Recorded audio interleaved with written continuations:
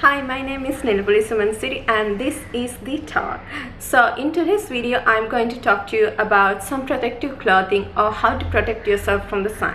Actually, this video was inspired by a video from Lab Muffin, which I will link down below, and I highly recommend you to check that out and then come back here because she explains everything, every basic thing about UV protective clothing. Basically, in her video, she explains that the UV protective clothing have a better covering factor or a protective factor than applying SPF sunscreen, which is so true. Actually, there are two types of UV rays, UVA and UVB. We consider UVB to be more harmful, so the SPF sunscreen usually focus on they can only protect you from UVB rays, which are more harmful, but when there is a clothing cover in front of your skin, it protects you from both UVA and UVB rays. So the technical sun protective clothing does have a similar factor like SPF, which is for sunscreen, and it is termed as UPF, which stands for ultraviolet protective factor. So what happens when you can't find any UPF clothing? I mean, living in Sri Lanka, I know that I have never seen any UPF clothings in here, even in Sri Lanka where the temperature is so high when we expose daily to the sun. So in this video, I'm going to tell you how to find sun protective wear and how to choose what are best for sun protection. So I hope that this video is gonna be lengthy. I'm sorry for the noise outside. So I guess this video is gonna be lengthy, which I don't know. There are so many things that I have to discuss lying up there. So I will drop down the timestamps down in the description below, just in case you guys wanna check them out, just in case you guys wanna skip anything. So what qualifies me to do this type of video? If you don't know me, I'm a textile professional. Well, now you know me. My studies basically focus on the back end of this industry, which involves mostly scientific and technological things. So yeah, back to the video. So UPF factor is basically determined by four things. One, the garment construction and the fabric construction, the type of treatments we use on them, and the dye types and the colors of the dyes, and the fourth one is the yarn types and the construction of the yarn. So based on these factors, I'm going to tell you how to choose the best for sun protection. So let's start with the yarn type. So when considering the yarn type, synthetic yarns tend to have more protection than the natural ones. Why? Because synthetic, it is all due to their packing density and their shape, the cross-sectional shape. So what makes the yarns more packed together? Well, it is basically due to their uniformity of that yarn.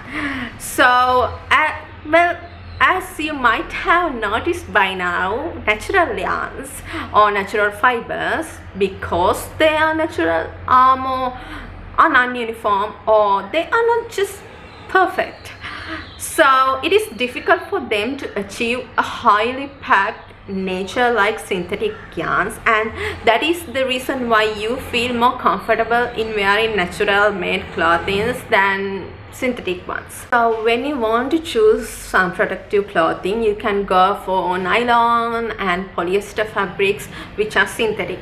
And when considering the natural fibers, I think silk does have a very good level of sun protection due to their uniformity. Also, the factors like twisting of fibers and the yarn count does affect its packing density and therefore the sun protection. But it's not like you can take a microscope while shopping and check those factors, so I'm not going to discuss all that in here. So let's move on to the treatments we use. So the treatments such as bleaching and finishing treatments does tend to reduce the sun protective factor in fibers, mainly because of their chemicals used and how they bond to the actual fiber structure. So well, how can we decide that? How can we choose fabrics depending on that? Which takes me back to the point one. Natural fibers, we use small treatments to natural fibers mainly because we can dye them without bleaching and finishing treatments, such as in cotton we need to bleach them before applying any dye, even white dyes. So therefore usually because of this reason, synthetic fibers does tend to have more protective factor than natural ones. So the third point, the color. Well, as I can remember, Lab Muffin did talk about this in her video, but I'm not sure. So dark colors tend to have more sun protection than the lighter ones, but to how much extent?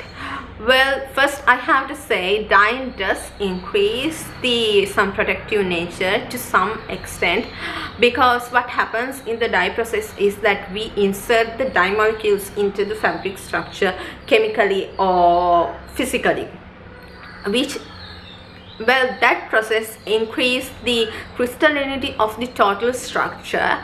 So it increased the sun protection because it increased the packing nature. So colored fabric, no matter what color they use, even white ones, does have a greater sun protection level than uncolored or bleached fabric. When thinking about dyes, not only the color of the dye, the depth of color is also important in determining the sun protection level, because the depth of the color means that the concentration of the dye particles are high. So the concentration of the dye particles are high means they are, well, the dye molecules, more dye molecules are present in the fabric, covering a more area of the fabric, which also increase the sun protection. So as an example, if we increase the dye content around 2%, it heavily increase the sun protection factor. I mean, if you want to choose among a light blue type of fabric and a dark blue fabric, definitely go for the dark one because it has a more sun protection. Also, I did find some experiments while I was researching online, which I will drop down the links down in the description below. So please go check them out and expand your knowledge about this. So let's talk about one of the main factors which improves the sun protection factor. So this is the construction of the fabric and the construction of the garment. This area is something that we often get confused of. Many people believe that when the fabric has a greater sun protection, the garment automatically gets a higher level of sun protection. Well, it's not exactly straightforward like that. Well, let's take a simple example. So like I once said, polyester does have a high level of sun protection, but just because it is made out of polyester, it does not mean that it has a greater level of sun protection. We need to look at the extent that the fabric is covering your skin, how the fastenings are done. Usually zippers do tend to have more sun protection than buttons, sometimes buttons as well as hooks, and also the overall garment construction. We have to look for that. Is it short sleeved or long sleeved? Usually turtlenecks do have a more sun protection because it's covering this area. And also we have to look for the neatness of seams, how the seams and the stitches are done. And also if it's more layered or interlaced, it usually have better protection. So one question you might be asking me now, what are the best fabrics to use, knitted or woven? Well, I can't answer you for that because it's all relative. Well, some people like to believe that knit fabrics do provide a better protection than woven ones because more athletic wear are made out of knitted fabrics, but it's not like every woven fabric is bad. So when considering the knitted fabrics, interlock fabrics and also rib knitted fabrics usually do provide a higher protection than other ones, just plain simple knit fabrics, but I'm not sure if you can wear them comfortably in summer or in tropical weather. So when thinking about woven fabrics, I guess twill fabrics have a higher protection than plain and also satin weaves. So whatever the fabric is, cloth, the knit or the weave is, they provide a higher level of protection. So the best way to check this is while shopping. You can just stretch the fabric a bit, not to break it, just stretch it and see for yourself if you can see through the fabric, because when we wear clothing we tend to stretch the fabrics because of the nature of the human body.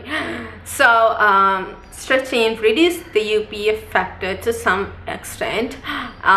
So yeah, when you even in UPF clothing, when it is marked as 40, it actually tend to get 35 or so when we wear that. So yeah, that is all I have to say, I guess. If you guys have any more questions or anything, just let me know in the comments down below. I'd happy to answer them. So yeah, after hearing all this, you might be asking yourself, well, the most uncomfortable ones are the best for sun protection. Well, yeah, but if you want to look for comfortable ones while providing sun protection, well, that will be on another area. So yeah, thanks for watching and take care.